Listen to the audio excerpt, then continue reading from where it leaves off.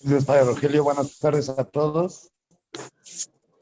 Pues como sabemos, el objetivo de nuestro curso pretende tener incidencia política, visión teológica que nos permita encontrar eso que ha atendido del objetivo. Buenas tardes, Padre Mario Ángel, le damos la más cordial bienvenida. Muy buenas tardes, Padre Rogelio, saludos por la invitación.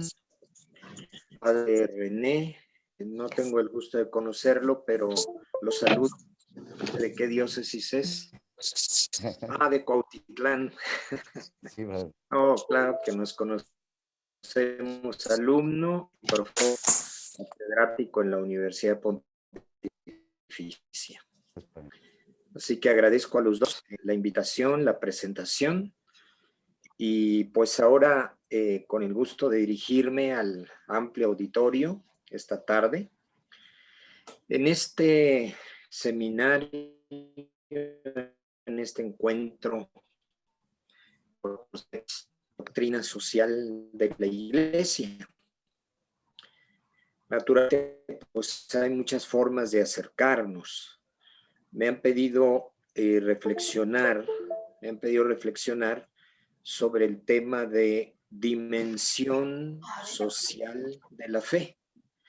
No vamos a entrar directamente a los aspectos concretos de la doctrina social, sino algo más, todavía más fundamental, que es la fuente de esa doctrina social, que es nuestra fe, y es nuestra experiencia de Dios, y es nuestra vida cristiana como tal. Y desde ahí podemos ir entendiendo el desarrollo de una doctrina, de un pensamiento, de un proyecto social, de iglesia, ¿verdad? Como católicos, y de los distintos grupos. No como algo que... Y los invitamos precisamente para reflexionar sobre cómo formaban a sus alumnos en lo social. Vean este tema que ahora nos ocupa, ¿no? La dimensión social. A nosotros desde la fe, pero en ese contexto era cómo una universidad forma a sus alumnos. Y nos llevamos la sorpresa de las respuestas que daban los rectores de las grandes universidades, algunos con mucha claridad, pero otros no tanta. Recuerdo uno, que es el motivo de esta anécdota, que por cierto era la Universidad Estatal de Nuevo León. Dice, pues nosotros los formamos de manera social, creando clubs de exalumnos para que año con año se puedan encontrar y disfrutar sus experiencias, recordar, hasta ahí llegamos. Estábamos casi hablando de las páginas sociales de un periódico, de una revista, encuentros de sociedad que no tienen nada que ver con la dimensión social, con el compromiso social. Vean cómo a veces, si no aclaramos los términos, podemos tener confusiones grandes. ¿Qué es lo social desde el punto de vista del compromiso? Miren, son 4 características fundamentales. 4 características. La primera, lo social, significa estar animados por un ideal de justicia y de igualdad en las relaciones socioeconómicas. Al tener un pensamiento, una doctrina, un compromiso social, debe partir de la búsqueda de la justicia y la igualdad en la sociedad, en las relaciones socioeconómicas. Si no hay esa inquietud interior para, pues ya no hay posibilidad de seguir adelante.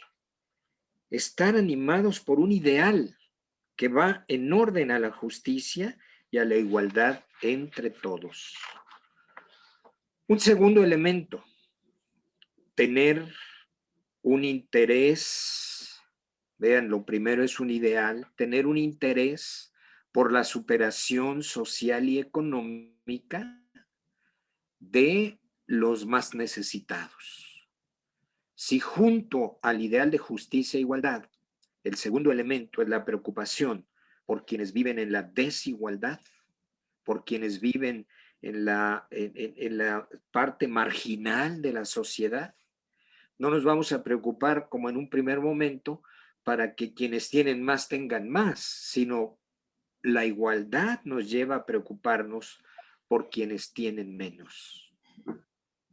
Un tercer elemento, el interés por la superación de los necesitados, nos lleva a un tercer elemento.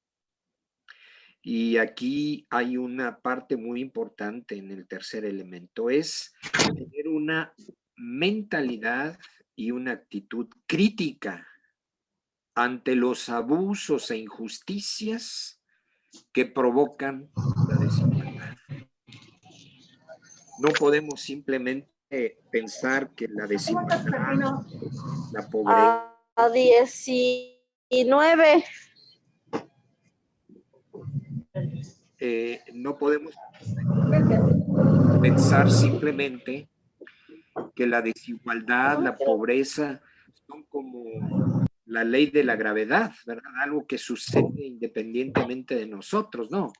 Es la desigualdad de la sociedad y no olvidemos que vivimos en México y en Latinoamérica, una de las sociedades más desiguales del mundo.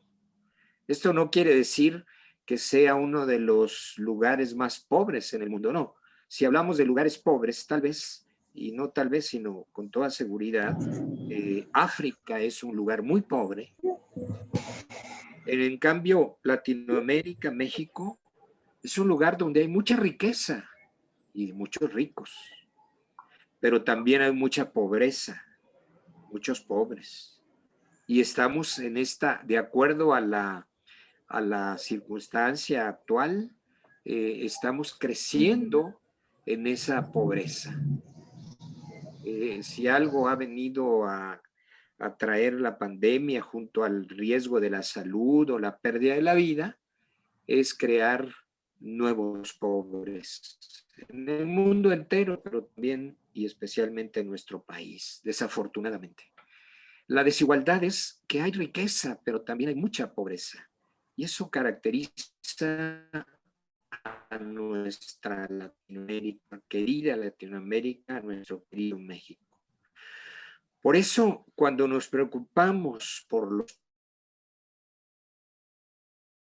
pobres, debe haber un pensamiento analítico. ¿Por qué hay esta desigualdad? ¿Qué es lo que no está funcionando? ¿Qué es lo que provoca todo esto? Y entonces debemos encontrar un análisis racional, un análisis sociológico, un análisis desde el tipo de vista incluso político y económico de las causas de esta injusticia. No solo un interés por los pobres, sino también buscar la causa que provoca esta pobreza. Y ese es el tercer elemento ideal de justicia e igualdad, preocupación e interés por los más necesitados y una visión crítica del origen de esa injusticia. Para poder actuar, y llegamos al cuarto y último elemento que caracteriza lo social, proponer una forma de acción y de compromiso y de actuación, una estrategia para cambiar las situaciones y lograr una sociedad más justa. Toda una serie de propuestas para lograr una sociedad más justa. Y ahí concluye, junto con la propuesta, el compromiso, lógicamente, prácticamente para un cambio de la situación que nos preocupa. Un pensamiento social, un compromiso social es todo esto. Si lo vemos solo como un momento de la vida, puede ser la juventud. Todos los jóvenes, todos que hemos sido jóvenes, por supuesto, todos los jóvenes que están ahora aquí escuchando también, pues todos los jóvenes tienen necesariamente una mirada muy clara, muy cercana a la realidad y descubren los problemas de la realidad y se preocupan por la injusticia y la desigualdad. Pero suele ser también muy frecuente que apenas superamos la primera etapa de la juventud, estamos logrando nuestra formación, buscando un trabajo, llegando a las primeras acciones. Ese idealismo, ese ideal se convierte en un idealismo.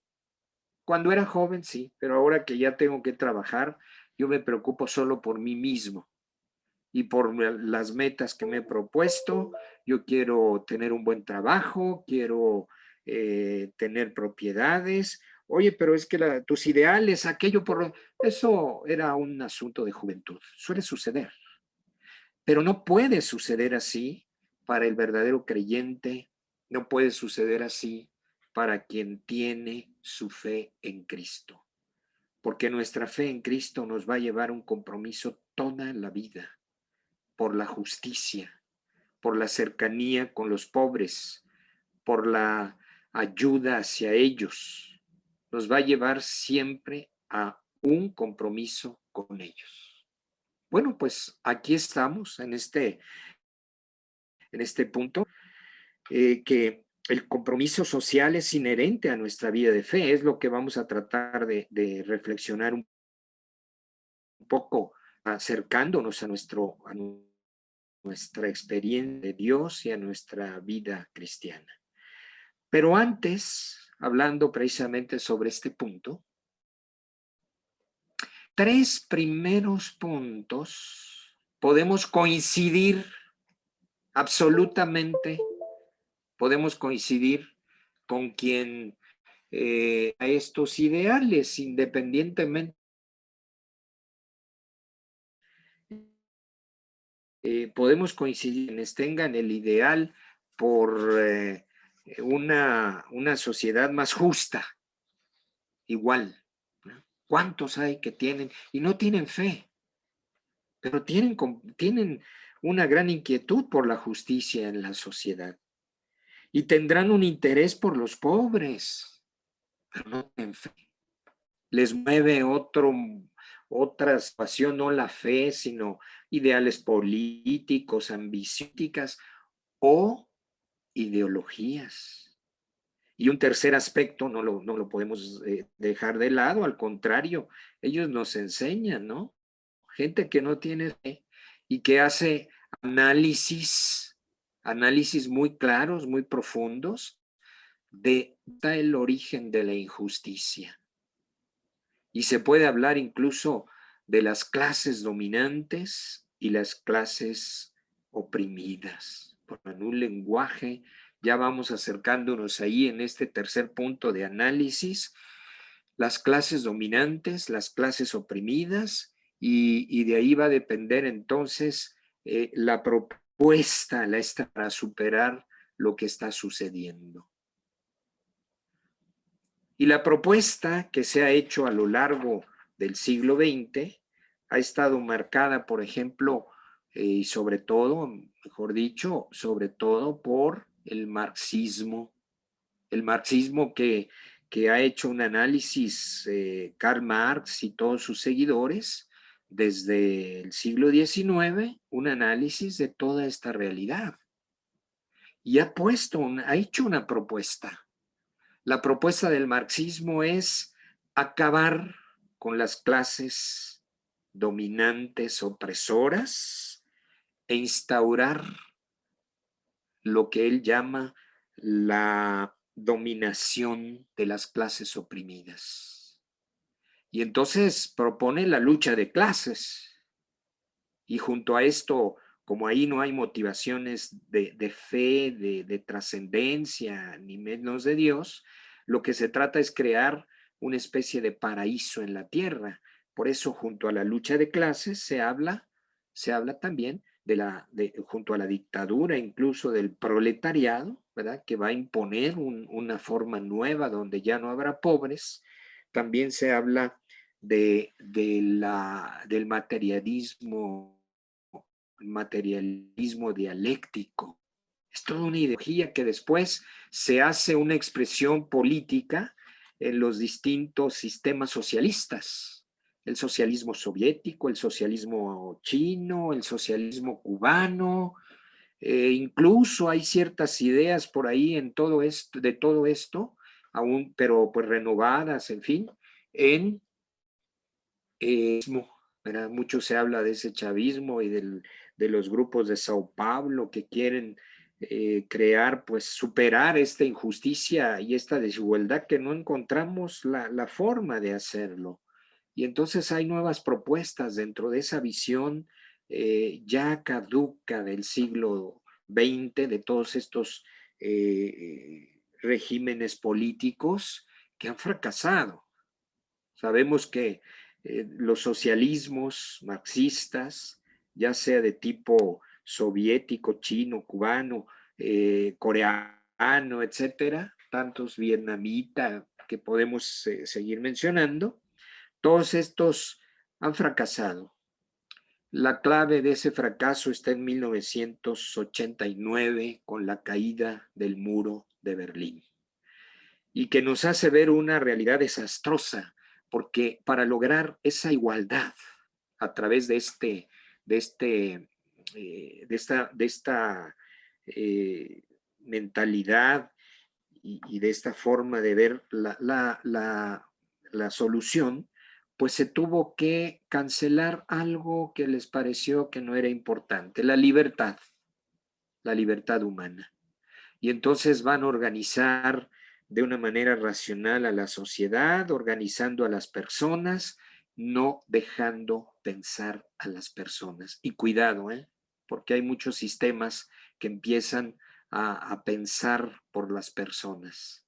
Una de las denuncias del Papa Francisco en su viaje a Sudamérica habla de eso, ¿verdad? Las ideologías que quieren pensar por el pueblo, que hablan siempre del pueblo bueno, dice el Papa Francisco, y terminan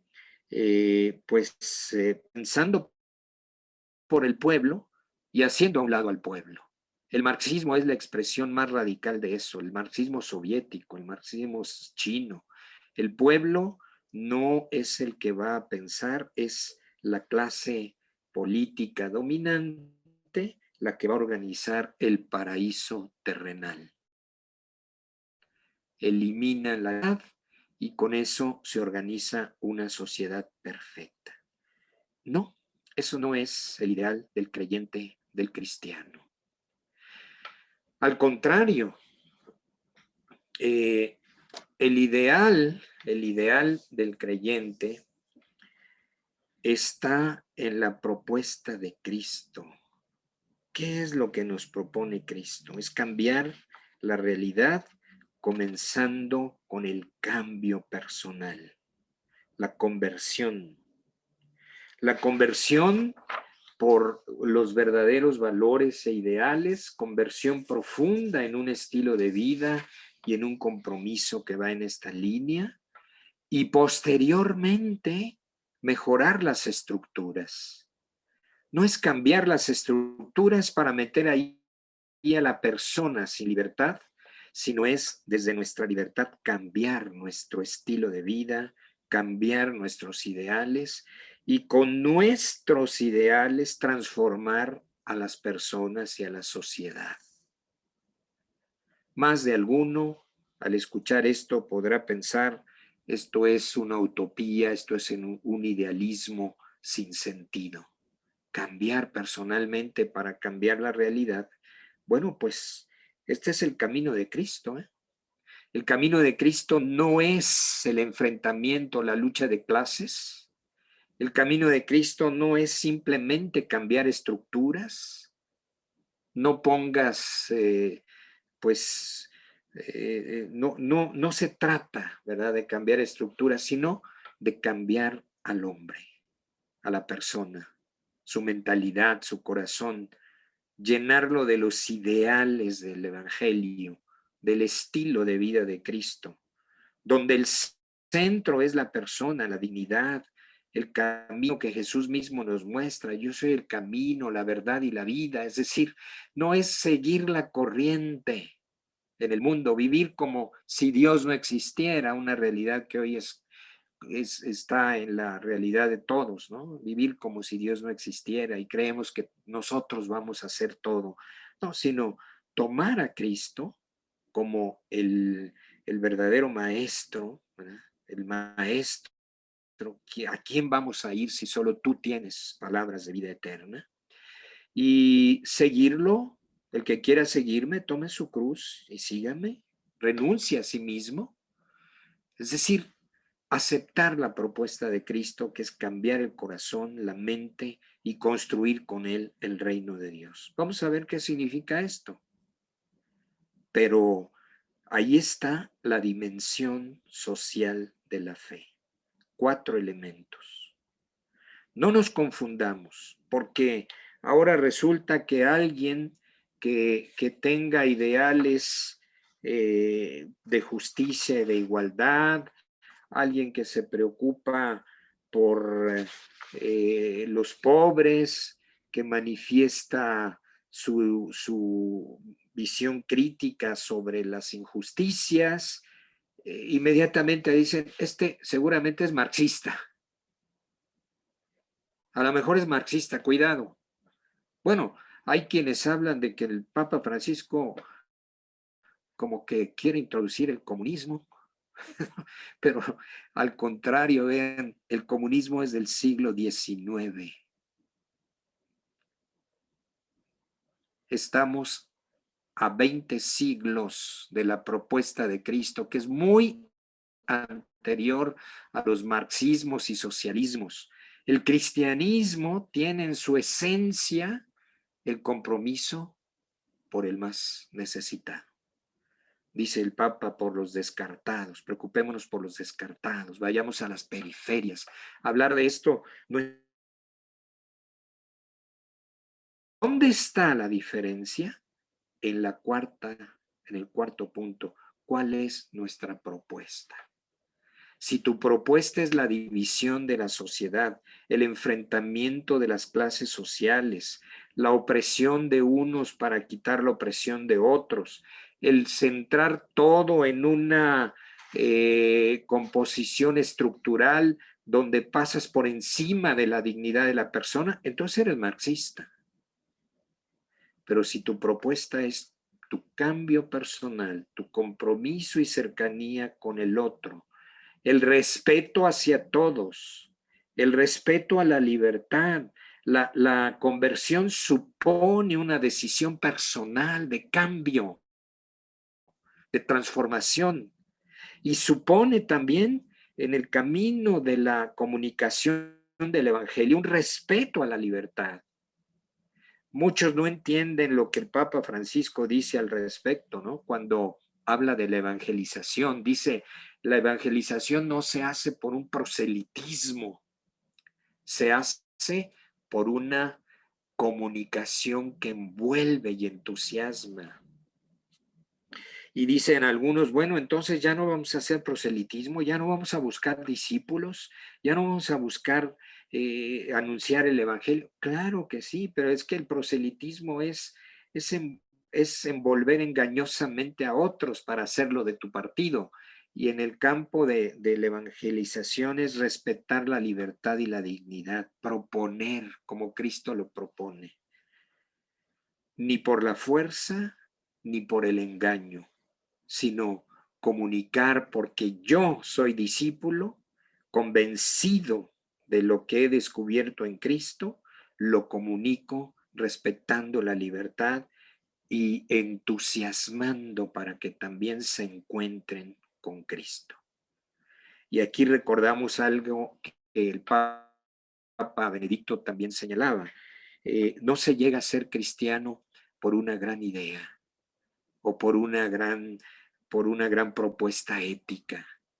Se llega a ser cristiano por el encuentro con un acontecimiento, con una persona que se llama Jesucristo. Jesucristo es entonces el que nos va a transformar, pero siempre respetando nuestra libertad. El que quiera seguirme, tome su cruz y sígame. Ve y sígueme, respetando la libertad. Y esa libertad es la que nos lleva a la verdadera transformación interior y a asumir auténticamente los valores de Cristo. Y no es fácil, porque vamos a entrar al análisis de nuestra experiencia de Dios, que es lo principal en la fe. Pero recuerden que en algún momento los mismos discípulos de Cristo, ya siguiéndolo y estando muy cercanos, todavía no alcanzan a asimilar y a entender el verdadero camino cristiano. Cuando se trascenderá a Cristo en el momento final, previo a su aprehensión y a la pasión y la cruz, recordemos aquella escena en que el apóstol Pedro, siempre dispuesto a defender a Jesús, saca la espada y pues hiere a uno de los agresores. Jesús le dirá, mira, Pedro, guárdala. No es con la espada como vamos ni a defender a Cristo, ni a comunicar el evangelio, ni a hacer mejor este mundo. Los ideales de que este mundo sea mejor, vamos a acabar con todos los malos. Bueno, pues yo creo que había que empezar con nosotros mismos, ¿no? ¿Quién puede ser el que esté libre de culpa que tire la primera piedra? Es decir, no caigamos en esa falsa mentalidad de querer cambiar el mundo con violencia. Ahí está lo grave de algunas propuestas, incluso desde el interior de la misma iglesia, de algunos creyentes muy enfervorecidos por esa preocupación por la pobreza y por la desigualdad y por los abusos y por la injusticia. Vámonos contra los injustos y vamos a acabar con ellos, vamos a erradicarlos. Mira, ya estás en el camino de las ideologías de cualquier tipo, de derecha, de izquierda, del centro, de cualquier ideología. Así que, pues eso no nos va a llevar a ninguna parte. Con Cristo no es el camino. Pedro, guarda tu espada. Y a partir de ahí Jesús caminará hasta la cruz. Será primero la cruz antes que una expresión de violencia de parte de Cristo, y será derramar su sangre en la cruz y entregar su vida lo que transforma este mundo. Es un ideal distinto. Es una propuesta, es una estrategia y es el camino de Cristo. Pero bueno, hasta ahí lo dejamos, este primer punto. ¿Qué es lo social? ¿Y cuál es nuestra propuesta? Nuestra propuesta parte desde Cristo, y lo social es tener todos estos ideales, análisis, y donde entra todo ahí podríamos profundizar en todo lo que ustedes quieran. El análisis requiere muchos elementos de las ciencias, de la racionalidad, etcétera, y también de la fe, por supuesto, pero vamos por ahí. Ahora, nuestra fe parte de una experiencia, la experiencia de Dios. Una experiencia que básicamente está centrada en lo que llamamos la historia de la salvación. Y la historia de la salvación la tenemos plasmada en un gran escrito que llamamos la Biblia. Ahí está nuestra experiencia de Dios, que después se hace también experiencia personal. Porque esa experiencia de Dios que se manifiesta en la Biblia no se queda en un libro. la vamos haciendo nuestra también como hombres y mujeres de fe. Pero el elemento orientador fundamental ahí está en la Biblia. Y quiero hablar de las dos partes, un hecho del Antiguo Testamento, experiencia de Dios, y un hecho y un acontecimiento del Nuevo Testamento, Jesucristo y sus enseñanzas básicas. Esto es lo que vamos a ver en estos minutos de nuestro diálogo, de nuestra reflexión. En primer lugar, la experiencia de Dios en el pueblo de Israel. Es curioso, todos los que conocemos la historia del pueblo de Israel y la Biblia y todo esto, sabemos que Israel es un pequeño pueblo. Surgió ahí de Abraham, deja tu tierra, forma un pueblo nuevo, y pues poco a poco, a lo largo de algunos siglos, se va formando unas tribus, los hijos de Israel, de Jacob, los hijos de Jacob o Israel, las 12 tribus y un pequeño pueblo. Un pequeño pueblo rodeado de grandes imperios. Los hititas, 4000 años antes de Cristo, los acádicos, los asirios, los persas, los egipcios, los babilonios, los griegos, los romanos, todos estos pueblos son politeístas. Ese pequeño pueblo de Israel es monoteísta, es decir, lleva una experiencia profunda de encuentro con el único y verdadero Dios, que le llevará a entender también quién es el hombre. Cuando llegamos al verdadero conocimiento de Dios, llegamos al verdadero conocimiento de nosotros. Y esto se ha logrado con Israel. Solo pongo un ejemplo antes de entrar en el dato fundamental que quiero reflexionar con ustedes. Solo pongo un ejemplo. Imagínense ustedes, sin hablar de si está bien o está mal, sino quiero decir qué diferente es ver al hombre desde la experiencia de Dios en Israel y en Cristo, ver al hombre desde la experiencia de un budista. Un budista, nosotros somos solo una parte que vamos a fundirnos con la naturaleza y con el todo.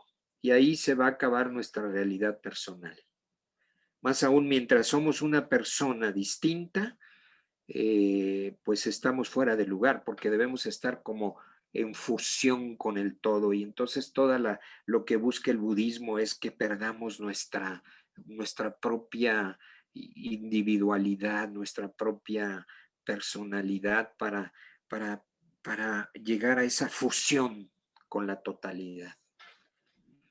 Mientras que en Israel y la experiencia de Dios, que es alguien, nos lleva también a descubrir que somos alguien y que eso es único e irrepetible y que no nos vamos a fundir con la naturaleza, ¿verdad? ¿Quién es el hombre para que de él te acuerdes cuando veo la luna, el sol, las estrellas que has creado y la pequeñez del hombre y tú lo consideras superior a todo esto? Vean, qué diferente. Nosotros no vamos a fundirnos con el sol, las estrellas, el universo. No, todo eso es grandioso, pero el hombre es más, porque es imagen y semejanza del único Dios. Y entonces ahí está su dignidad, en el respeto a cada persona, en el respeto a la vida donde Dios, en el respeto a cada uno. Y de ahí también nuestra preocupación por la pobreza y la desigualdad, porque todos somos criaturas de Dios y en Cristo hijos e hijas de Dios. Y cada uno merece nuestro respeto. Bueno, pues vean, de acuerdo a la experiencia de Dios, será nuestra manera de ver al hombre.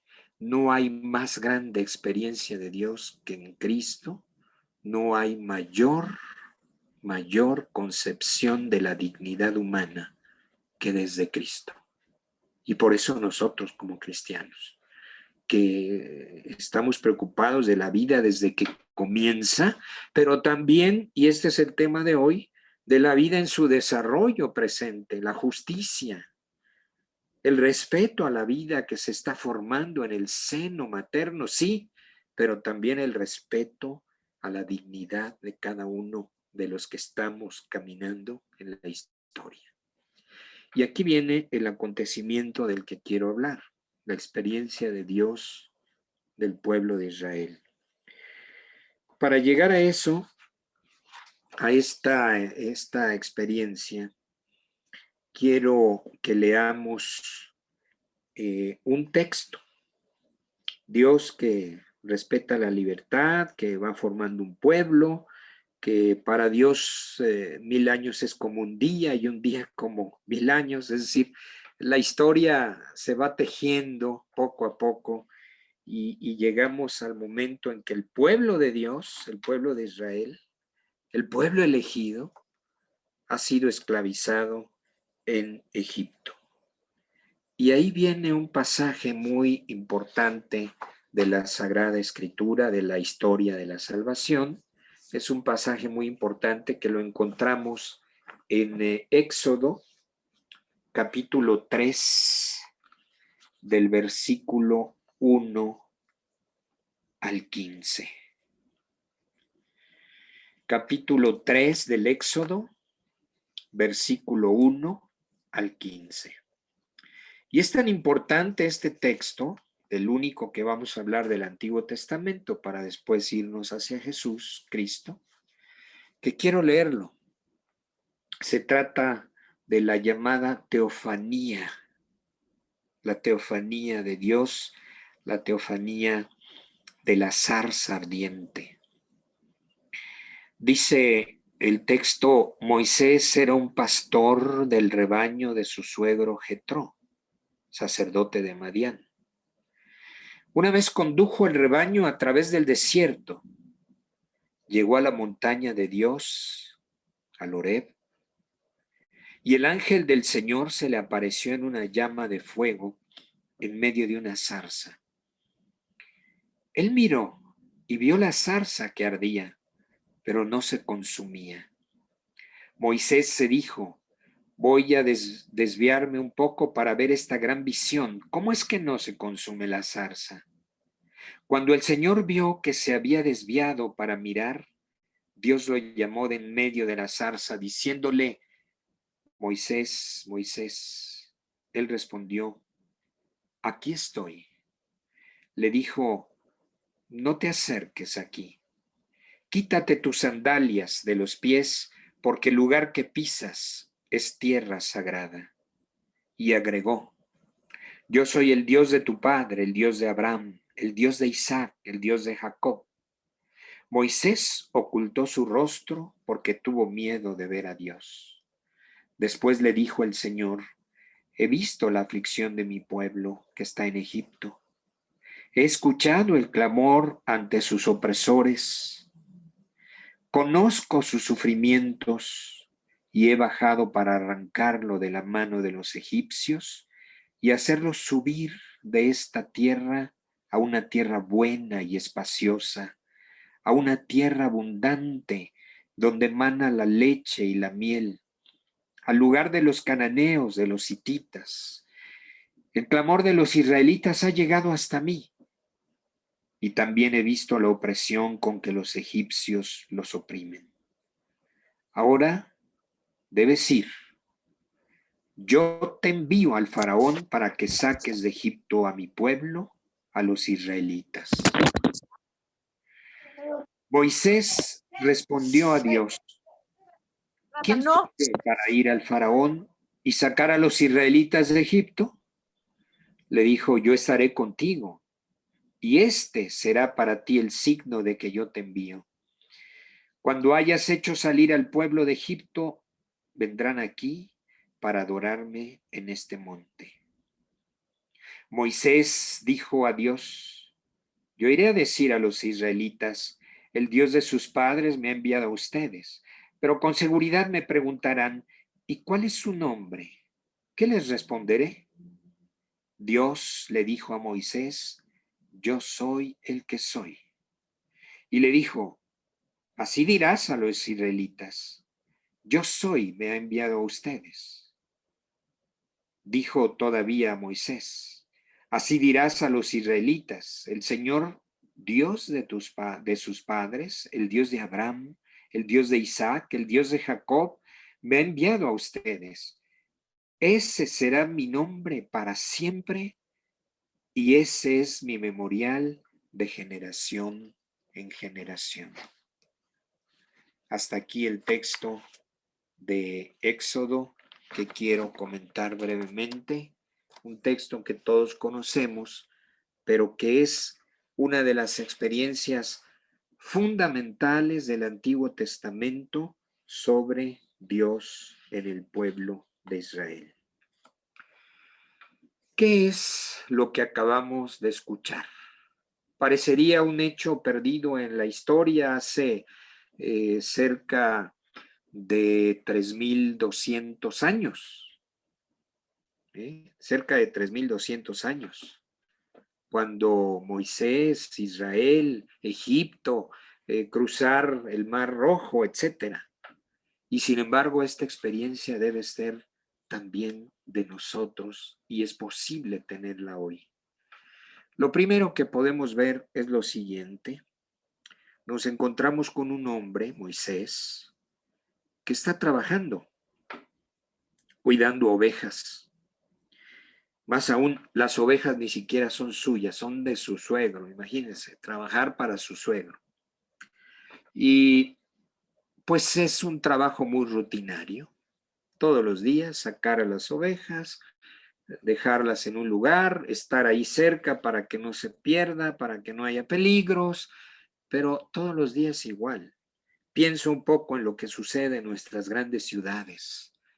Ahora con la pandemia todo ha cambiado, ¿verdad? Pero vean lo que sucede en tiempos normales.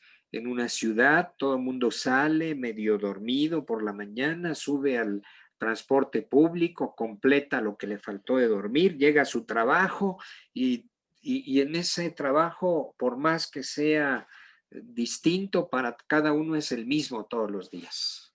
Ya no lo sabemos de memoria a ojos cerrados. Nada nos sorprende. Pero un día Moisés decidió ir más allá. Rompió la rutina. Comenzó a ver, cruzó el umbral de la rutina diaria y llegó a un terreno nuevo donde comienza a ver todo de manera nueva. Incluso descubre que unas ramas secas en medio del desierto se consumen en el fuego. Algo que parecería ni siquiera importante, ¿eh?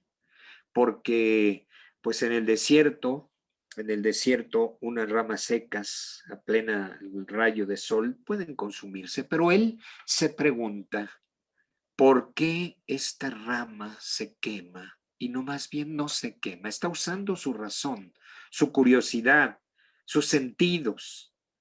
No estar envuelto en la rutina donde parece que todo debe darse por sí mismo, sino preguntarnos por qué es esto y por qué no otro. ¿Cuál es el sentido de las cosas? Y se acerca para ver más y llega ya no solo al umbral de lo más novedoso en la realidad humana, sino trata de cruzar hacia el horizonte sagrado de Dios. ¿Qué hay detrás de la realidad? Y ahí es donde viene aquella palabra de Dios que le habla a Moisés. Moisés, quítate tus sandalias, porque estás en tierra sagrada. ¿Quieres ver el sentido profundo de las cosas? Estás pisándola. Ya analizaste con tus microscopios, con tus telescopios, con tus análisis químicos, físicos, la realidad. Moisés con sus propios ojos, nosotros con nuestra ciencia. Pero queremos ir más allá. Estás en terreno sagrado. Quítate tus sandalias. Quítate tus seguridades. Ya hasta aquí has llegado con tu inteligencia, ahora entra al diálogo con Dios, lo sagrado, y entonces descubrirás la realidad misma. Decía el Papa Benedicto XVI que Dios es la realidad, y el que niega a Dios está negando la realidad. ¿Qué es la realidad sino Dios? De donde venimos y somos todos. Ahí está Moisés con su inteligencia, con su inquietud, tratando de entender la realidad y se encuentra con Dios. Y Dios le hace pasar más adelante, quitando sus seguridades, dejar las sandalias es como un signo. Deja tus seguridades, abre tu corazón. Desde ese camino que has recorrido con tu inteligencia, recórrelo ahora en la contemplación de Dios y comprenderás la realidad.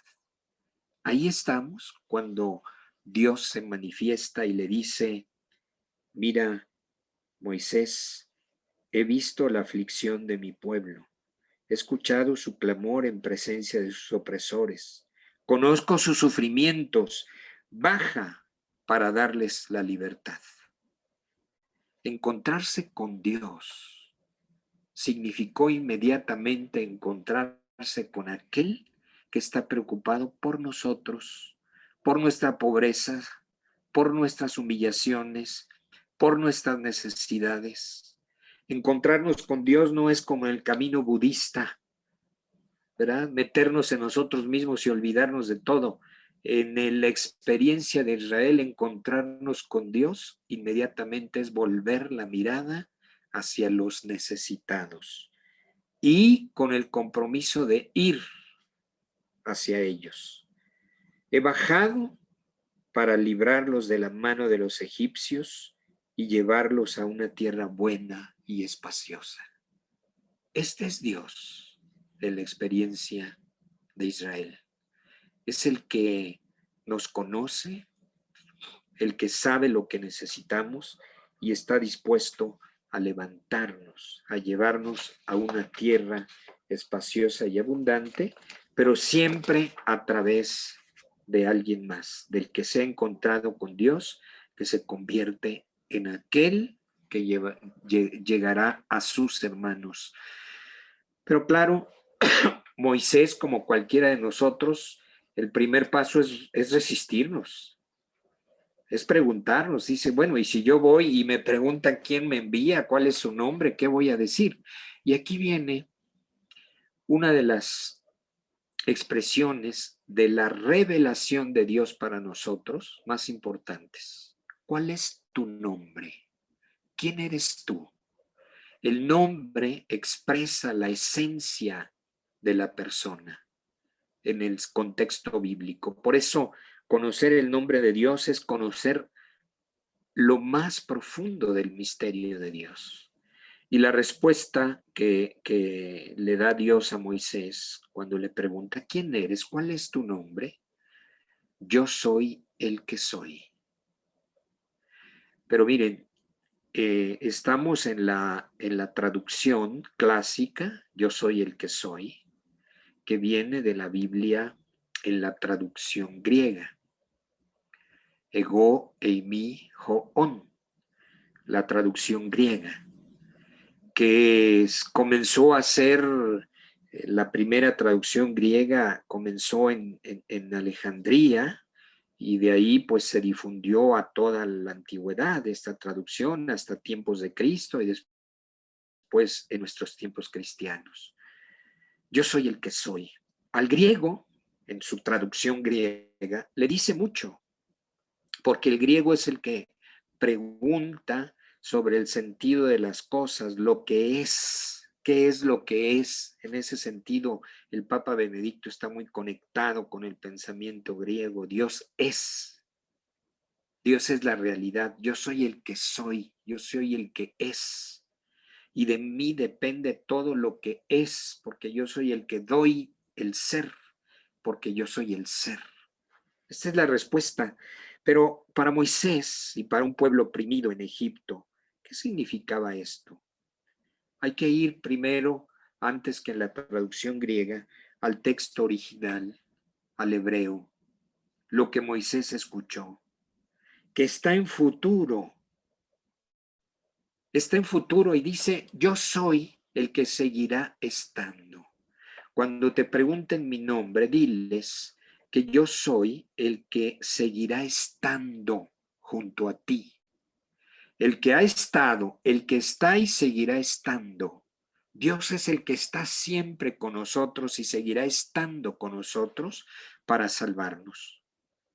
Así que cuando te pregunten mi nombre, diles que yo soy el que seguirá estando. Estuve con tus padres, Abraham, Isaac, Jacob. Estoy ahora contigo. Te envío y seguiré estando con ustedes porque vendrán aquí después de salir de la esclavitud y llegarán a la tierra de abundancia donde mana leche y miel.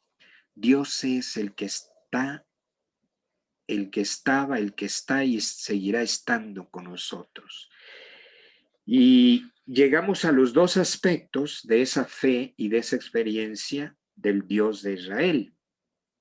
Es un Dios cercano, preocupado, sensible, que conoce nuestra realidad y que siempre está junto a nosotros, pero que envía al que ha recibido esta experiencia a hacer lo mismo, a estar cercano de los que lo necesitan, a ser sensible de las realidades limitantes de la experiencia, a estar comprometidos, a estar siempre ahí, como Dios está con nosotros.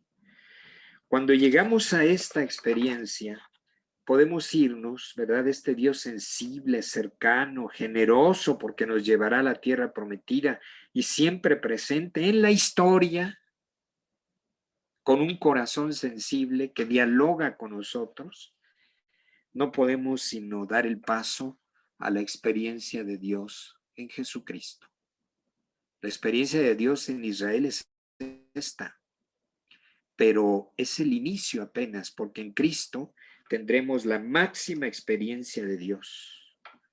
No solo ese Dios que, bueno, ya hemos visto, hay que hacer el esfuerzo como Moisés de salir de nuestra rutina, preguntarnos y llegar a esa experiencia, pero en Cristo, este Dios se hace uno de nosotros, se hace historia. No solo baja, sino él mismo se hace historia, uno de nosotros, y recibe el nombre, lo hemos reflexionado en estos días en la liturgia. ¿Cuál es el nombre que se le da? El nombre que se le da es el Emmanuel, como había dicho el profeta, y Jesús, como lo pide el ángel, se le pondrá el nombre de Emmanuel. Y Emmanuel quiere decir Dios con nosotros, y Jesús, Yeshua, para salvarnos. Ahí está la realidad de Dios con nosotros para salvarnos. Ya no es un enviado, Él es la presencia de Dios. Y esa presencia de Dios no puede ser más cercana que siendo uno de nosotros y recorriendo nuestra vida y nuestros caminos y nuestras culturas.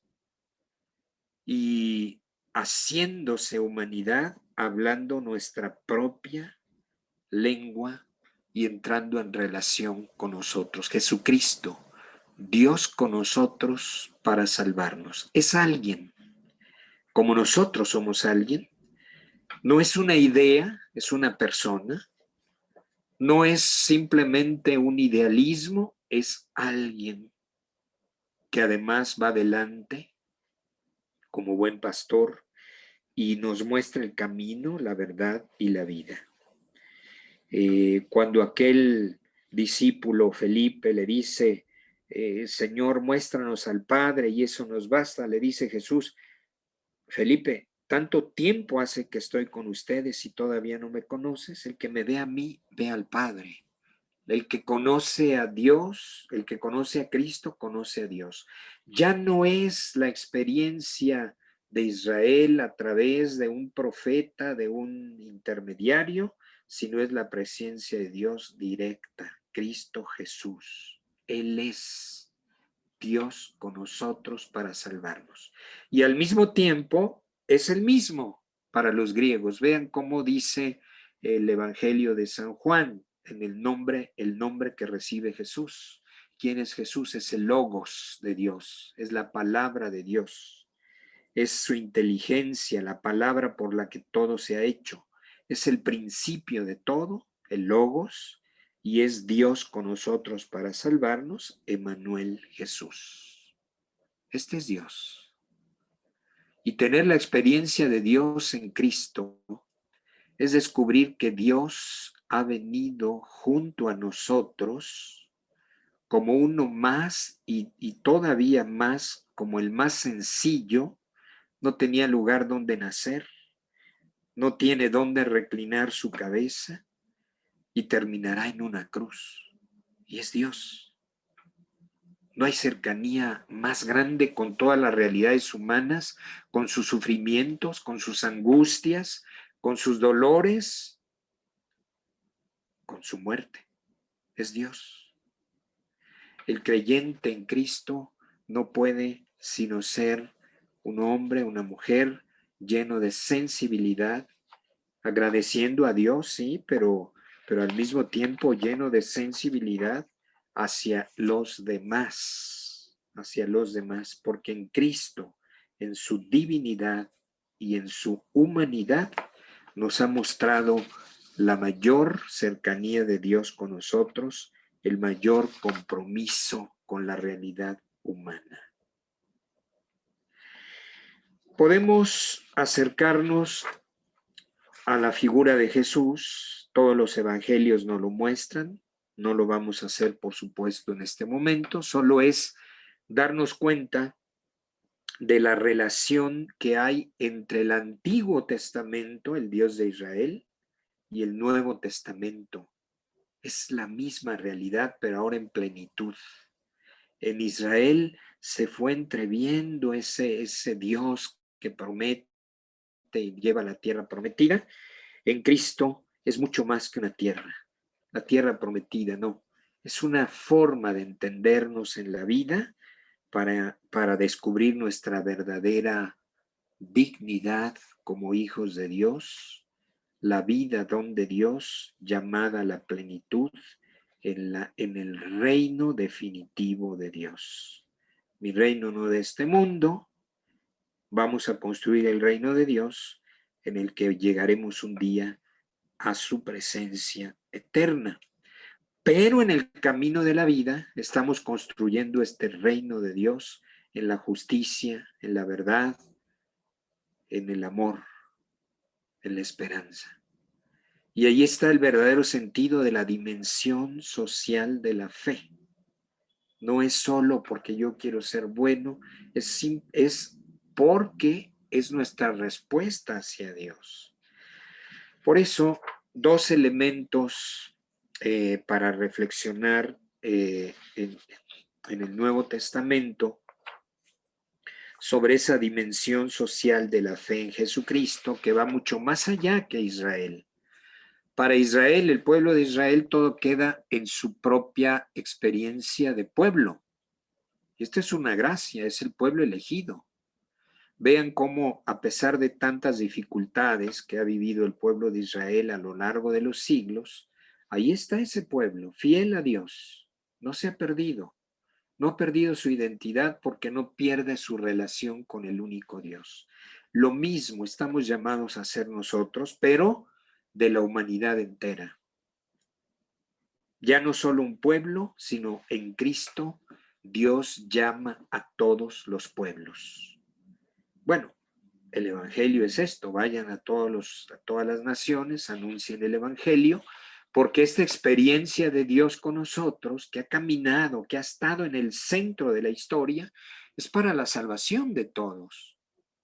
Es preocuparnos. Él ha venido en primer lugar por los pobres, pero al mismo tiempo ha venido a salvarnos a todos. Hay una realidad en este sentido entre el Evangelio de Lucas y el de Mateo, cuando se habla, lo vamos a mencionar ahora, cuando se habla de las bienaventuranzas, en el Evangelio, en una de las versiones dice, bienaventurados los pobres, en otra dice, bienaventurados los pobres de espíritu, y hay mucha discusión entre los exégetas, ¿por qué uno solo dice los pobres y otro dice los pobres de espíritu? Y alguno quiere quedarse solo con los pobres de espíritu. Y no, son los dos. El Evangelio siempre es complementario, no es contradictorio.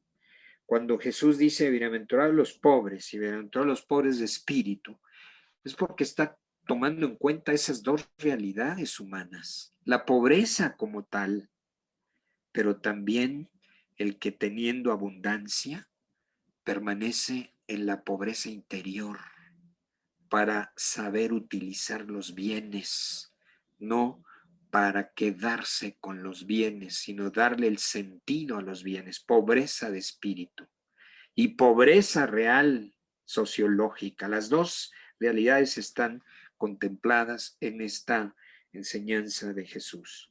Pero precisamente este es el primer punto ya de la experiencia de Dios en Cristo, nuestra experiencia cristiana.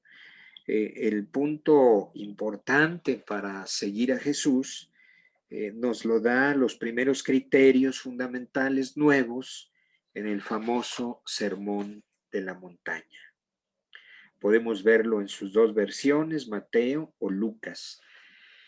El Evangelio de Mateo comienza diciendo en el Sermón de la Montaña, vean ustedes el cambio del que hablamos, la conversión necesaria. Ustedes han oído que se dijo ojo por ojo, diente por diente. Pues yo les digo que no resistan al mal, antes bien, al que te dé una bofetada en la mejilla derecha, ofrécele también la otra. Se trata de una propuesta radical de transformación, de conversión de criterios, de ruptura de nuestras culturas humanas, ¿verdad? Tú me la hiciste, tú me la pagas, ojo por ojo, diente por diente. Tú me afectaste, yo tengo el derecho a afectarte. Esa es la justicia humana. Pero eso nos lleva a un círculo vicioso porque nunca termina la violencia. La violencia se rompe cuando resistimos a la violencia. El mal se acaba cuando dejamos de lado el mal, no cuando vamos a pelear con el mal. Dice en ese sentido el Papa Francisco, ¿verdad? El gran director espiritual del mundo que tenemos hoy, dice el Papa Francisco, cuidado, con el demonio no se dialoga. Simplemente sigue adelante, ¿verdad? Con la palabra de Dios, como Cristo, ante la escena de su confrontación, las tentaciones del desierto, la palabra de Dios. Con el demonio, con el mal no se dialoga. No, ojo por ojo, diente por diente, no. Ofrécele la otra mejilla, rompe el círculo de la violencia y nos lleva así, ¿verdad? Ama a tus enemigos, ruega por los que te persiguen para que seas verdadero hijo de Dios, tu Padre Celestial, que hace salir su sol sobre malos y buenos, llover sobre justos e injustos. Ven que no hay aquí ninguna sombra de enfrentamiento entre las clases sociales, entre los distintos grupos humanos, para implantar la justicia en el mundo. No es el camino de Cristo. El inicio es romper este círculo.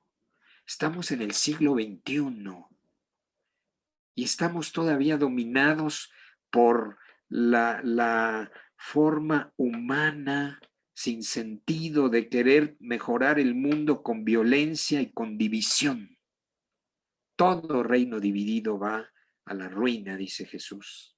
Es decir, toda sociedad dividida se acaba peor y no lo entendemos. Seguimos todavía propuestas absurdas de dividirnos entre nosotros. Estos son los buenos, estos son los malos. Todos necesitamos de la salvación. Todos necesitamos de la redención. Todos necesitamos del evangelio. Los líderes que nos dividen, las enseñanzas que nos confrontan, están equivocadas. No es el camino de Cristo. Ustedes, en cambio, sean perfectos como es perfecto su Padre Celestial. Y bien, pues de ahí viene toda esta propuesta. Bienaventurados los pobres de espíritu, bienaventurados los que trabajan por la paz, bienaventurados los limpios de corazón, bienaventurados los que tienen hambre y sed de justicia. Esto es lo que Jesús nos propone para ser mejor, hacer mejor este mundo, tratar de entender nuestra realidad a la luz de una trascendencia y no del materialismo inmediato. Segundo elemento para nuestra consideración desde la fe en Cristo, el juicio sobre la caridad. Mateo 26. El primer paso, ¿verdad? El sermón de la montaña está en Mateo 5, 44. Léanlo, medítenlo, ¿verdad? Porque ahí está la base de nuestra propuesta en Cristo. Pero ahora acerquémonos al juicio que Dios hace de nosotros. Mateo 26, 37. Mateo 26, 37, el juicio en la caridad. Es esa larga parábola donde se nos muestra cómo en el reino de Dios se hará la distinción entre las ovejas y los cabritos, entre lo que hemos hecho para Dios o lo que hemos dejado de hacer. Y es muy curioso, ¿verdad?, que pues en este juicio sobre la caridad, preguntan los que han hecho el bien, sorprendidos porque van a ser premiados. Gracias por haberme ayudado, dice Dios, dice aquel rey, ¿verdad?, que es la figura de Dios. Entonces los justos le responderán: Señor, pero ¿cuándo te vimos hambriento y te dimos de comer, o sediento y te dimos de beber? ¿Cuándo te vimos forastero y te recibimos? ¿Cuándo te vimos desnudo y te vestimos? ¿Cuándo te vimos enfermo o en la cárcel y fuimos a verte? Y el rey les dirá: en verdad les digo que cuando lo hiciste a uno de estos hermanos míos, los más pequeños, a mí me lo hiciste.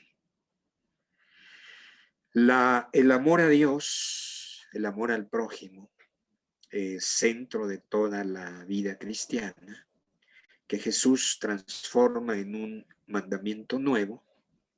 Ámense unos a otros como yo los he amado. Nos lleva a esta visión, ¿verdad?, sin olvidarnos de Dios, amar a Dios sobre todas las cosas. Ese amor a Dios se debe manifestar en el amor, el compromiso con el prójimo. ¿Y el prójimo quién es? Bueno, ya sabemos la respuesta, pero aquí está en este juicio de la caridad. Todo lo que hiciste por el más pequeño de mis hermanos, conmigo lo hiciste.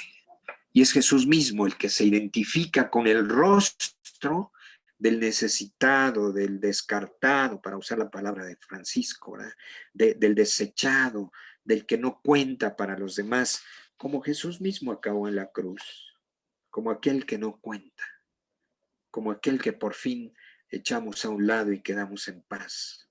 Acabó en la cruz. No, ahí está el inicio de la redención y la resurrección. Ayudar al necesitado es ayudar a Dios, y ese es nuestro compromiso.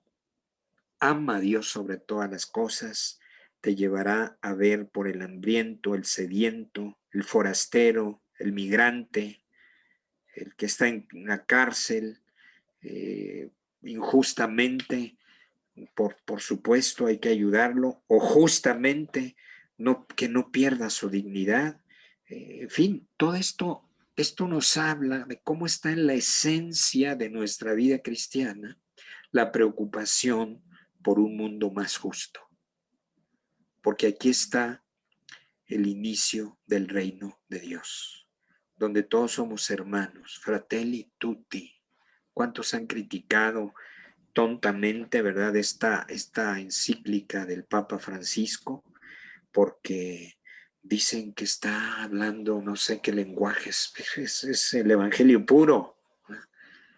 Es que les habla también a los musulmanes y les habla a los ateos, debemos deshacernos de ellos. No, todos, Cristo ha venido a entregarse por todos. Nosotros que ya lo hemos recibido, seamos portadores del evangelio para todos. Y cuando lo hacemos, ahí está el rostro comprometido, ¿verdad?, desde la vida cristiana para transformar esta realidad, es decir, devolver la dignidad a quien se la hemos quitado. El rostro sugerente, inspirador, ¿verdad?, de la hermana Teresa de Calcuta, Santa Teresa de Calcuta, que realiza todo esto en una tierra donde no hay prácticamente cristianos, y no lo hace porque son cristianos, sino porque son criaturas de Dios, hijos de Dios, y hace ver en aquel mundo extraño que estos desechos humanos deben recuperar su dignidad, al menos en el momento de su muerte. Lo que has hecho por el más pequeño de mis hermanos, lo hiciste por mí.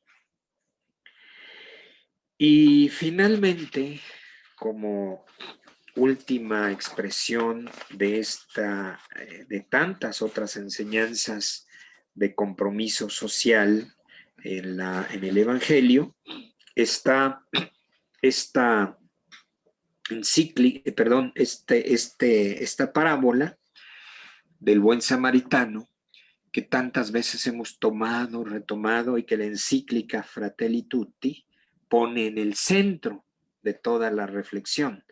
El capítulo 2 de Fratelli Tutti, hermanos todos, nos presenta una extraordinaria reflexión de la parábola del buen samaritano, donde a propósito de aquella pregunta, ¿verdad?, cuando Jesús le dice a aquel maestro en la ley, has hablado muy bien, el centro de la ley es amar a Dios sobre todas las cosas y amar al prójimo como a ti mismo. Y el otro dice, bueno, pero ¿quién es el prójimo? ¿Quién es mi prójimo? Y aquí está esta espléndida parábola, donde pues un hombre asaltado, golpeado, malherido, queda en el camino. Ven qué escena tan humana, y habría que decir tan inhumana. Esta escena tan inhumana me recuerda a tantas escenas que estamos viviendo hoy en el mundo, que estamos viviendo en nuestras poblaciones en México. Esta escena inhumana, asaltado, golpeado, malherido, dejado medio muerto, pues aquí los dejan muertos. Esta escena inhumana, que es parte de nuestra realidad humana tan necesitada de Dios, es la que pone Jesús en medio. Cuando le preguntan, ¿quién es mi prójimo? Pero la respuesta de Jesús en la parábola se transforma. Parece que el prójimo es solo el que está ahí malherido y medio muerto en el camino, asaltado. Pues al final dice Jesús, ¿quién crees que fue el prójimo de aquel hombre? Le devuelve la pregunta, ¿quién fue el prójimo? Tú que preguntas por el prójimo, ¿qué no debes ser tú el prójimo de los necesitados? Ser tú el prójimo, en sentido como Jesús es el prójimo de toda la humanidad, es Dios que se acerca, que se hace uno de nosotros, que nos eleva, nos levanta. Ya no es solo para llevarnos a la tierra donde mana leche y miel, sino nos eleva, nos levanta para sacarnos del pecado, de la muerte y llevarnos a la plenitud de la vida, en la resurrección y al reino. Pero camina con nosotros. ¿Quién es tu prójimo? Y la respuesta naturalmente tiene que ser tú. Tú eres el prójimo. ¿Qué hiciste? No es el levita, el sacerdote, fue el extranjero que nada tenía que hacer ahí y se detiene, ayuda, se compromete, sube en su cabalgadura al que ha quedado malherido, lo lleva hasta un hostal. Aquí podemos ver el paso del compromiso personal con las estructuras sociales. Primero es el compromiso personal, baja, se detiene, lo levanta, lo cura y después pasa a las estructuras sociales que ayudan. Y no por eso se desentiende de su prójimo. Bueno, esa parábola nos enseña tanto para lo que hoy vivimos y termina diciendo, podemos ser indiferentes con lo que está sucediendo. El prójimo eres tú, creyente. No puedes ser ajeno, no puedes ser distante. Comprométete de alguna forma con tu hermano, con la realidad que vivimos. Y ese compromiso se expresa de muchas formas, como lo muestra esta parábola. Jesús termina diciendo, mostrando aquel maravilloso ejemplo del que se ha detenido, el que ha interrumpido su camino, el que ha levantado al hombre apaleado, que le han quitado su dignidad, su libertad, sus ilusiones, que se detiene para comprometerse con él. Jesús dice, vete y haz tú lo mismo. Lucas 10:37. Esta fuerza de la palabra de Jesús nos interpela a todos. No podemos dejar que la realidad se resuelva por estructuras vacías. La caridad cristiana es mucho más que la justicia humana. La caridad cristiana es esto, es el compromiso personal con la verdad, con la justicia, con el hermano, con la persona. Y esta es la dimensión social que nos lleva a no ser indiferentes a las multitudes que viven en pobreza, en injusticia, en el dolor, sino a comprometerme con alguien. Alguien que se compromete con alguien. Y no pensar que las cosas cambian por sí mismas, sino que somos nosotros. Así como la maldad la produce alguien, la bondad tiene que venir de alguien, convencido de su experiencia de Dios. La acción de Cristo, que se da de una vez para siempre en la historia, es la acción de Dios para cada uno, la salvación de todos, pero al mismo tiempo para envolvernos en este ideal del reino de Dios y llamarnos a cada uno a comprometernos con alguien, con mi familia, con mi comunidad, con mi país. Compromiso, no indiferencia. Transformación en los valores, no violencia, no división, no descalificación. De aquí, de todo esto vendrá después lo que llamamos la doctrina social de la Iglesia, inspirada en el Evangelio, pero sus raíces están acá. Finalmente, y quiero con esto concluir, hay una discusión entre nuestros hermanos separados, los evangélicos, los luteranos, ¿verdad? La iglesia en manos de Lutero, dicen por ello, hay una discusión entre que si lo que nos salva son la fe o son las obras. Pues es que no hay por qué discutir en eso, ¿verdad? La fe y las obras van juntas. Hay quienes obran sin tener fe, pero no puede haber fe sin tener obras. Hay quienes quieren hacer de este mundo algo mejor sin necesidad de Dios. Todo termina en un fracaso. Podemos analizarlo mucho.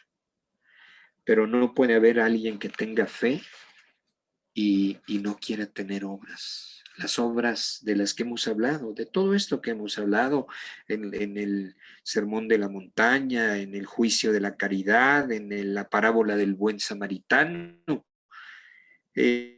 Para responder a esa pregunta, esa falsa discusión entre fe y obras, basta leer la carta del apóstol Santiago, capítulo 2, versículo 14. Leo lo que sigue, que conocemos, pero hay que recordarlo en este contexto. El apóstol Santiago es muy enfático. ¿De qué sirve, hermanos, que alguien diga, tengo fe, si no tiene obras? ¿Acaso la fe podrá salvarle? Si un hermano o una hermana están desnudos y carecen de sustento diario, y alguno de ustedes le dice, vete en paz, caliéntate, hártate, llénate, pero no le das lo necesario para el cuerpo, ¿de qué sirve? Así también la fe, si no tiene obras, está realmente muerta. Y al contrario, alguno podrá decir, ¿tú tienes fe?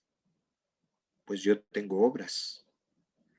Pruébame tu fe sin obras, que yo te probaré por las obras mi fe.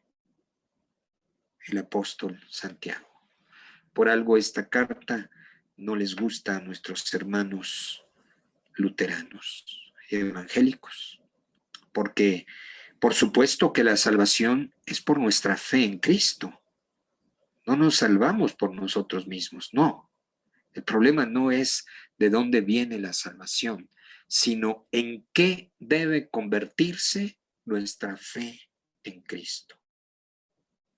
Por la fe hemos sido salvados, pero al ser salvados, esta fe se debe convertir en compromiso. La dimensión social de la fe. Pruébame tu fe sin obras y yo te probaré, dice, por las obras mi fe. Ahí está el eje fundamental de la doctrina social cristiana, del pensamiento social cristiano, cómo es que el evangelio se puede convertir en toda una serie de propuestas sociales, políticas, es decir, con incidencias sociales y políticas, no que el evangelio es una propuesta política como tal, sino porque desde el evangelio tenemos una mirada para comprometernos con la realidad, formar realidad. Y finalmente nuestra mirada es ir más allá. El presente es el lugar de nuestro compromiso, nuestra esperanza es el reino de Dios. Por eso nunca, nunca, delante de las tragedias naturales, de las tragedias humanas, causadas por la naturaleza o causadas por el hombre, nunca debemos perder de vista la trascendencia de nuestra vida, más allá del mal que experimentamos. El mal no es la última palabra. La cruz es el paso a la resurrección. Por eso nuestra mirada frente al dolor, frente a la muerte, pues es siempre nuestra esperanza en Cristo resucitado. Y en el reino de Dios, Apocalipsis termina precisamente en eso. El Apocalipsis no es el libro de la tragedia humana, sino el libro que describe la transformación de nuestra realidad humana. Concluye diciendo, luego vi un cielo nuevo y una tierra nueva. Porque el primer cielo y la primera tierra desaparecieron y el mar no existía ya. y vi la ciudad santa, la nueva Jerusalén, que bajaba del cielo de junto a Dios, engalanada como una novia ataviada para su esposo, y oí una fuerte voz que decía desde el trono: esta es la morada de Dios con los hombres. Pondrá su morada entre ellos y ellos serán su pueblo, y él, Dios con ellos, será su Dios, y enjugará toda lágrima de los ojos. Y ya no habrá muerte, ni habrá llanto, ni gritos, ni fatigas, porque el mundo viejo pasó para siempre. Dios con nosotros para salvarnos. La experiencia de Dios que transforma al hombre para ser el prójimo, para el compromiso con el otro, para mostrar ahí nuestra confianza en Dios. Y termino con la frase de San Juan en su carta: si tú dices que amas a Dios, pero no amas a tu hermano, eres un mentiroso. Gracias, y no sé si se tenga alguna parte de diálogo, ¿verdad? Pero de mi parte, pues, esta es la reflexión que he pensado para esta tarde, la dimensión social de la fe que brota desde nuestra experiencia de Dios en Israel y fundamentalmente en Jesucristo. No somos testigos de Jehová. Jehová es el nombre de Dios en el Antiguo Testamento. Somos testigos de Cristo.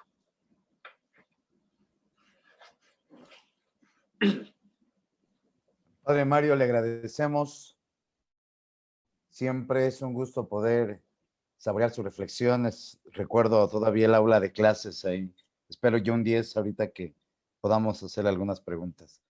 Sí, ya hay algunos que están interactuando, de los que estamos aquí presentes, y bueno, algunos aportes, respuestas a lo largo de esta interpretación teológica que hace usted a lo largo de la historia de la salvación, fundamentalmente cristológica. Algunos pues ya afirman que y toman conciencia que lo social abarca muchos aspectos y que por desgracia nos hemos reducido solamente tal vez a una praxis como una despensa. Donatiu Porras pregunta: ¿la dimensión social, ayudar al prójimo, es trabajo social? En nuestra dimensión espiritual es obra de caridad. Es una delgada línea. ¿Cómo lograr esa diferencia sin caer en la demagogia o en el trabajo político? Ya algunos también han hecho aquí en el chat esta diferencia entre demagogia o trabajo político y que algunos ven como necesario en la integración de una cierta praxis social. Bueno, cuando estamos en un proselitismo político, cuando lo que nos mueve es a veces el engaño político, pues sí podemos llevar despensas y podemos fingir que estamos ayudando a otros, pero lo que nos mueve no es el otro, lo que nos mueve es una ambición personal. Esa es una diferencia, ¿eh? Hay una diferencia radical. ¿Por qué yo desde Cáritas voy a hacer algo? Para que yo tenga el prestigio de que estoy haciendo algo y entonces todos me admiren, o estoy haciendo algo porque con esto doy gracias a Dios por la fe que me ilumina y por la manera de ver la realidad y por el compromiso que no puedo dejar de tener con mi hermano que sufre.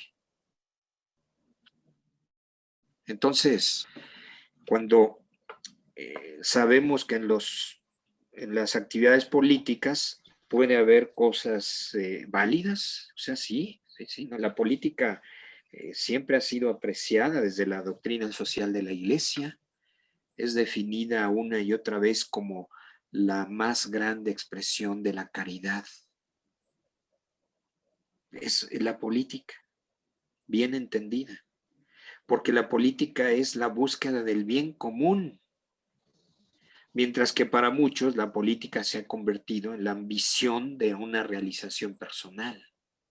la ambición de poder, sí, la ambición de poder, como dice José Fox. La política mal entendida se convierte en una ambición. En cambio, el cristiano comprometido en política es el que quiere el bien común y lo va a hacer. Va a ser desde la entrega de una despensa hasta la organización de una caja de ahorros, pero también a las políticas públicas. Cuando se tiene un espacio grande, ¿verdad? Para tomar decisiones, las políticas públicas orientadas por el bien común, el respeto a la dignidad, a la libertad, a la justicia. Entonces, la respuesta, sí, hay una línea muy delgada, pero la diferencia es muy grande. La diferencia es muy grande. Entre entregar una despensa por ambición personal o entregar una despensa por compromiso con mi hermano que lo necesita. Esa es la realidad, ¿no? Es de nuestra vida cristiana. Si te metes a política, quiero recordar, es tan ilustrativo el Papa Francisco siempre, quiero recordar una breve enseñanza que decía en una audiencia con un grupo de jóvenes que buscan el compromiso político. Decía él, mira, dice el Papa Francisco, mira, si te gustan los carros último modelo, si ambicionas tener una gran propiedad, ¿verdad? Una gran casa, una mansión, si te sientes con gran satisfacción por usar ropa de marca, de última moda, y si quieres atesorar, por favor no te metas a la política, porque vas a hacer mucho daño. Dice, y estaba eso en un texto que estaba leyendo, entonces levanta la mirada y dice, y por favor tampoco te metas al seminario. Y yo diría, por favor tampoco vayas a trabajar a Cáritas, si lo que ambicionas es cómo vas a sacar tú, ¿verdad? Bueno, un ejemplo concreto, el Papa es muy práctico.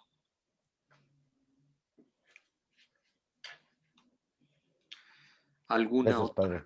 Pues muchas felicitaciones por la ponencia, bastante ilustrativa. José Manuel Nájera Mata pregunta, Padre Mario, buenas noches.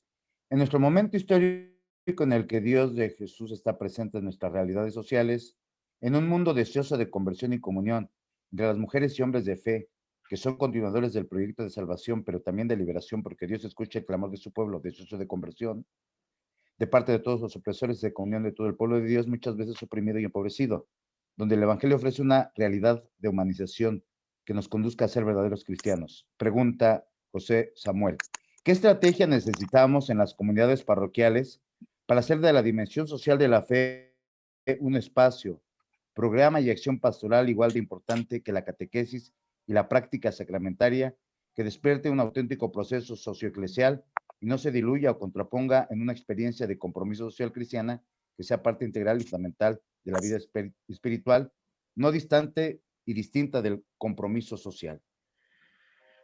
Bueno, es muy amplia Estrategia. la pregunta con muchos preámbulos. Pero mira, esto me da ocasión de dar una respuesta distinta y después una respuesta puntual. Primero, porque ahí se habla de toda la situación social y cómo podemos responder en esto que acabamos de escuchar. Uno de los grandes problemas que ha tenido la llamada teología de la liberación fue dejarse envolver por la ideología marxista, la teología de la liberación, con la legítima inspiración bíblica, porque el compromiso social es bíblico, es del Evangelio. Es lo que he querido decir en mi primera parte. Si tenemos preocupación por el pobre es porque somos cristianos. Si tenemos preocupación por las injusticias es porque desde el Evangelio nos hemos formado, No podemos ser indiferentes a esto.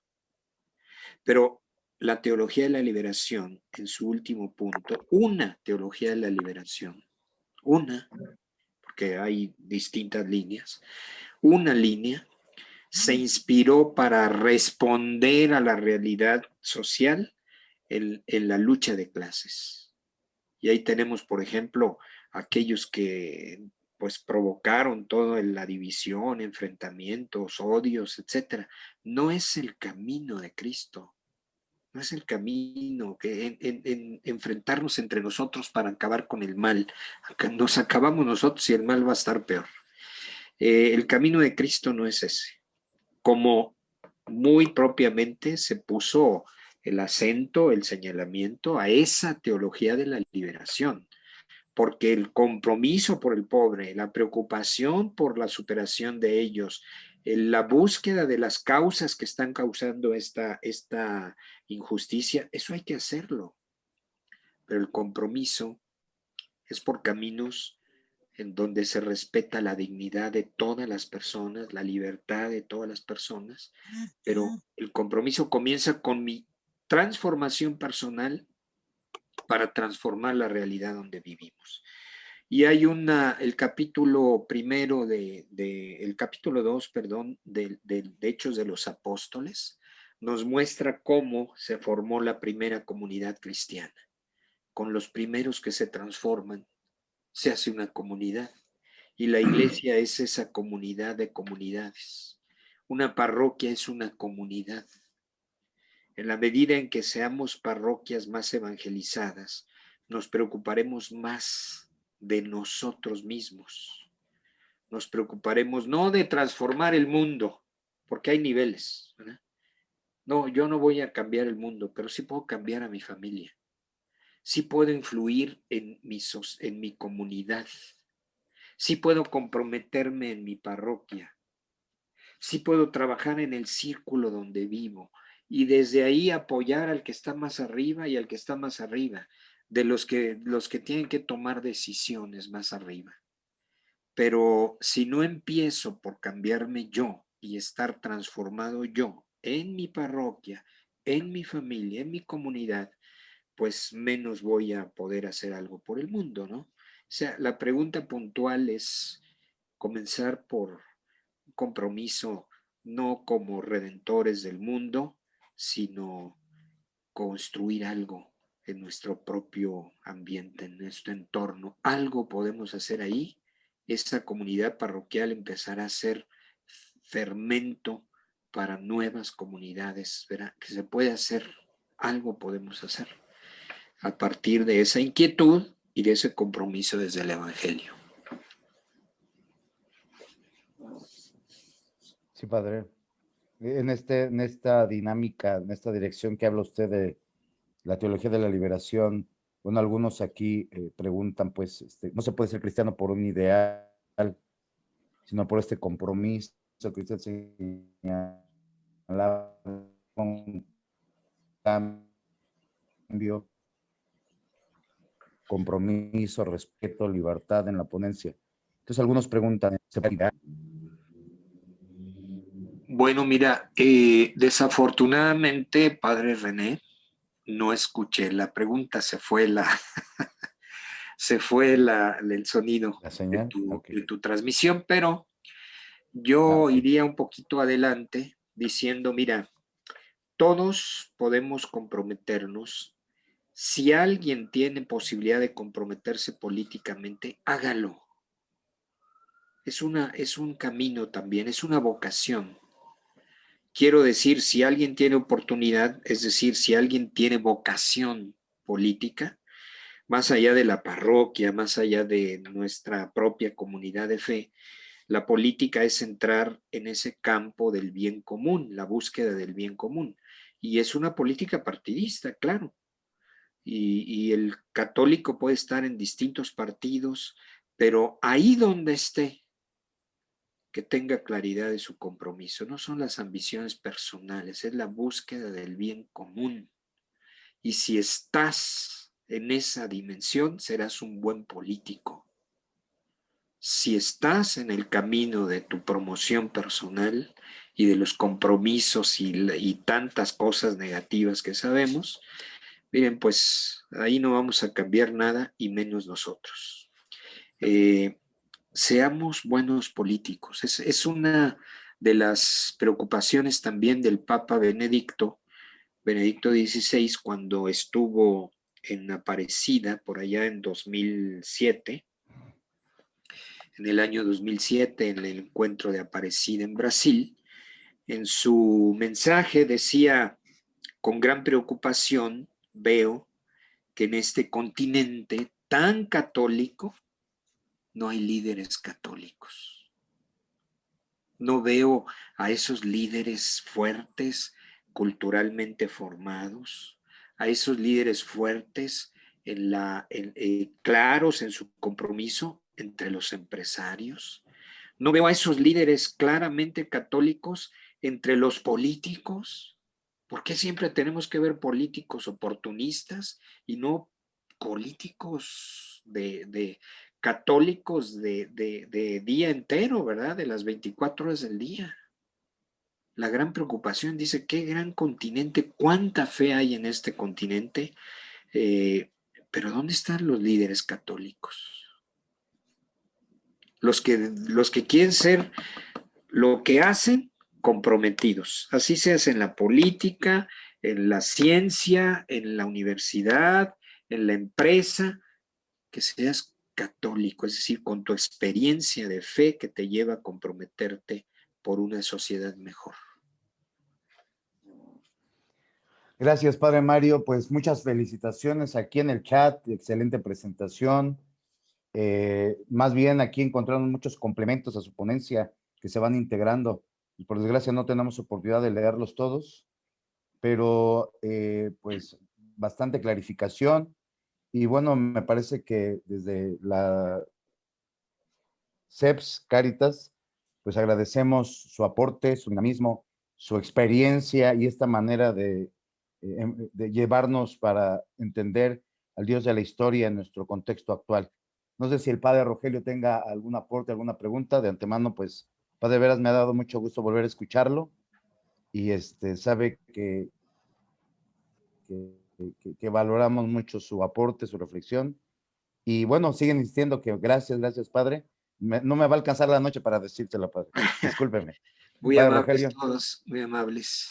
Gracias.